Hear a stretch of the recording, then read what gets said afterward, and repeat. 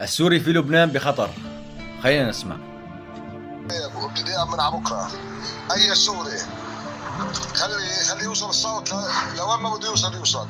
اي سوري سني بالقصر بالهرمل بلقطه بده يتكسر وبده ينبعد للهيئه مكسر على كل امكانياته بعلبك الهرمل. اي سوري بلقطه وكسروه. عرفتوا مين هذا؟ هذا الابن اللقيط الغير الشرعي. هذا لانه معامل كبتيكول في سوريا تدمرت، ما ضل في مثل اولي اعطيني حبوب وخود حشيش. انكسرت هيبته صارت بين الصرامي، فبلش بأهل السنة بالسوريين. اسمعوا. وانا اول واحد بلغ سوري بدي كسره. يا شباب في ضمير وفي اخلي وفي زاوي بيحكي كلمة حق. هذا مش مقبول نهائيا. مثل الوليد والزلم والكبير صار هلا يحكي بالحق. تذكروا الفيديو لما طلعوا على الاطفال الصغار ومين بيذبح اول واحد؟ تذكروا هذا الفيديو؟ الكل بيتذكروا. صغير.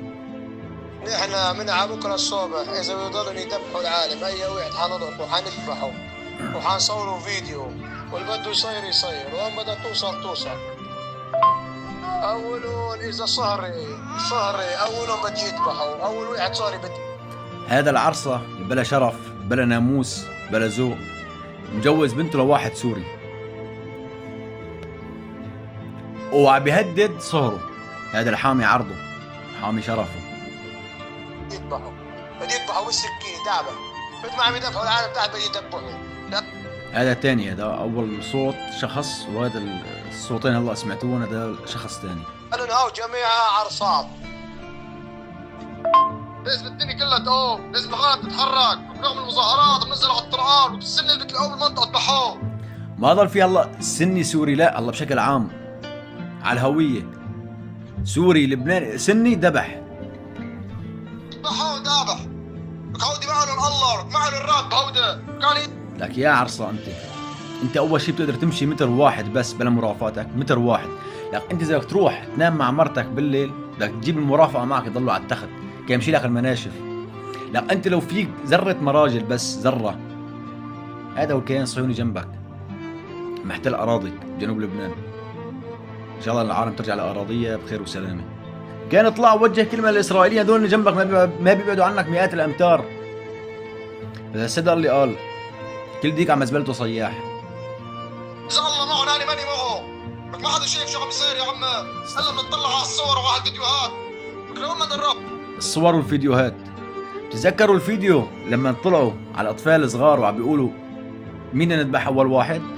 تذكروا هاد كلياتكم. هلا صاروا يعرفوا الله، والله صار عندهم ضمير وانسانيه.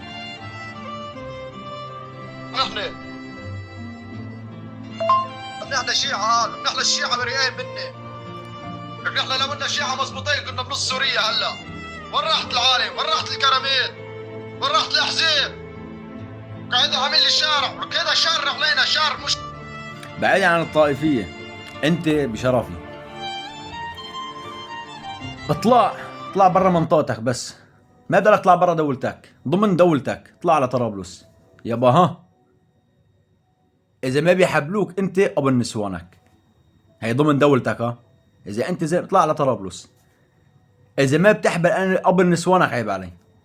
فكيف اذا بتنزل على سوريا وبنص سوريا كمان بتقول بدي انزل على نص سوريا؟ اذا ما بيمشوك على 4 والولاد وراك عيب علي. لعنة الله عليكم انتو لعنة الله عليكم انتو اهل الطائفية انتو.